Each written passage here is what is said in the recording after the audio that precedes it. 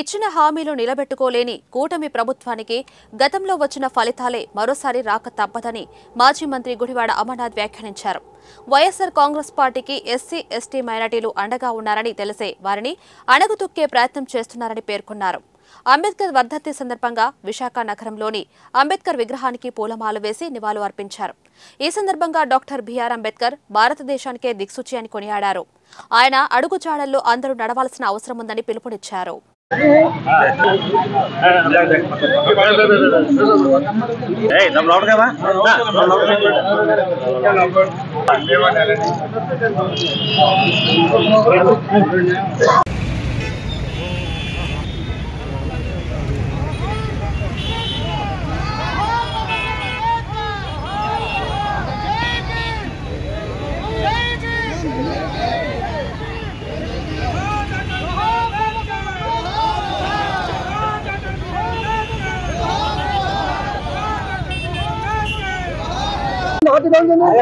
అతిపెద్ద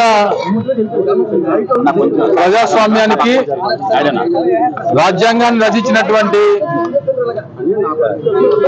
Bharat Ratna doctor BR Ambedkar గారి 68వ వర్ధంతి సందర్భంగా వారికి ఘనమైనటువంటి నివాళులు అర్పించేటువంటి దానికి వైఎస్ఆర్ కాంగ్రెస్ పార్టీ విశాఖపట్నం జిల్లా నాయకత్వం అంతా కూడా ఈరోజు రావడం జరిగింది. మొన్ననే 75 సంవత్సరాలు పూర్తి చేసుకున్నటువంటి వారి రచించినటువంటి రాజ్యాంగాన్ని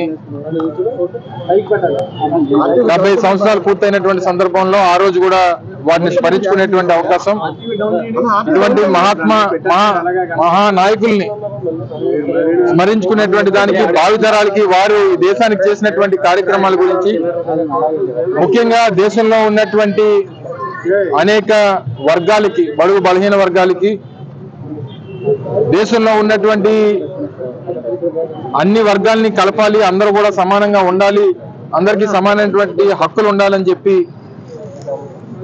ఈరోజు ప్రపంచంలోనే అతిపెద్ద జనాభా కలిగినటువంటిది, అతిపెద్ద ప్రజాస్వామ్యం కలిగినటువంటి మన భారతదేశానికి ఒక దిక్సూచిగా నిలబడినటువంటి గొప్ప నాయకుడు అంబేద్కర్ గారు. మరి తప్పకుండా వారి అడుగుజాడల్లో గతంలో మేము అధికారంలో ఉన్నప్పుడు జగన్మోహన్ రెడ్డి గారు ముఖ్యమంత్రిగా వారు రచించినటువంటి రాజ్యాంగానికి అనుగుణంగా సామాన్యులకు, ముఖ్యంగా ఎస్సీ, ఎస్టీ, బీసీ, మైనార్టీ వర్గాలకు ఏ రకమైనటువంటి సముచిత స్థానం వైఎస్ఆర్